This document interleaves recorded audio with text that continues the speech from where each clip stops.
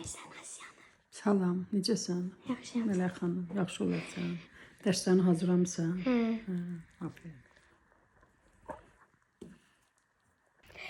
Ben dedim ki arkadaşlar Amina sevsen yoksa Asyan'ı. Çok garip bir cevap oldu. Dostlar, ben niye bacımı severim? Çünkü o bana çok iyi bir verir. Hem de o beni çok sever. Ben istediğim zaman deyirəm ki, bacı yemək verir. Mesela bahçede mən yemək vermirlər. Ama bacım uykusundan mənə ən böyüyünü verir. Özü orta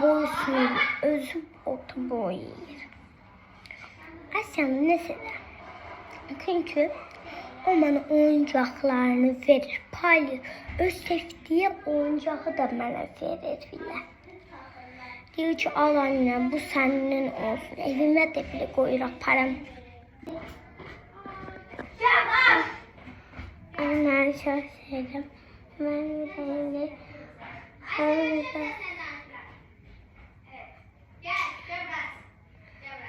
ama anne çok sevdim.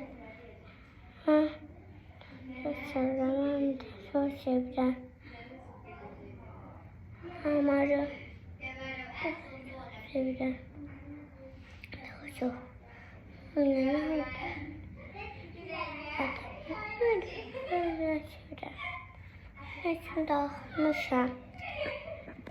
En son olarak ben geldim. Ses vermemiz bitti. Ben her ikisini de çok sevdim. Kısa olarak demek istedim ve sizi yormak istemem.